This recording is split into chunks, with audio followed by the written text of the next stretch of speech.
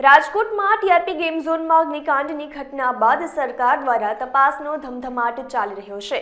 અગ્નિકાંડમાં એસઆઈટીની તપાસ બાદ પ્રાથમિક રિપોર્ટ સોંપવામાં આવ્યો હતો, જેના બાદ પોલીસે ગુરુવારે 4 અધિકારીઓની ધરપકડ કરી હતી, જેમાં TPO Mansukh Sagathiya, ATPO Gautam Joshi, ATPO Mukesh Makwana અને ફાયર સ્ટેશન ઓફિસર રોહિત વિગોરાનો પણ સમાવેશ થાય છે। આ 4 આરોપીઓને આજે 31મી મે કોર્ટમાં રજૂ કર્યા હતા। કોર્ટે આરોપીઓના 12 દિવસના રિમાન્ડ મંજૂર કર્યા છે। રિમાન્ડ મંજૂર થતાં જ પોલીસ વધુ તપાસ હાથ ધરી રિપોર્ટ તૈયાર કરશે। આરોપીઓ વિરુદ્ધ અલગ અલગ કલમો લગાડીને ધરપકડ કરવામાં આવી હતી। જાણવા હોવા છતાં પણ અધિકારીઓએ બેધ્યાન રહેતા અધિકારીઓ વિરુદ્ધ કાર્યવાહી કરી હતી।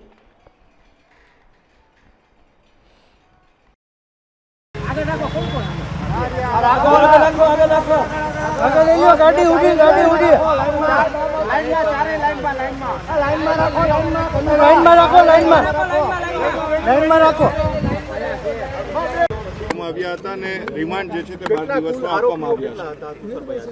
आज कुल 4 आरोपीओने रजू करवामां आव्या हता। एक टीपीओ सागठिया, 2 एटीपीओ और एक फायरना ऑफिसरने रजू करवामां आव्या हता।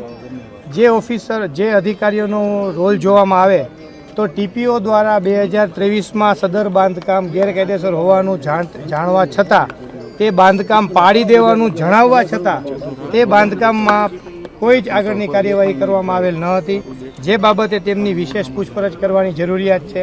तेमज जे आ આગજનીની ઘટના વેલ્ડિંગને કારણે બની એવી જ આ પ્રકારની વેલ્ડિંગના કારણે જ અગાઉ આ જ શેડમાં 4/9/2023 રોજ આગ લાગી હતી અને ફાયર સ્ટેશનમાંથી ફાયર ઓફિસર સાથે ફાયરના એક્સટિંગ્વિશર ગયા હતા અને તમામ આગને કાબૂમાં લેવામાં આવી હતી।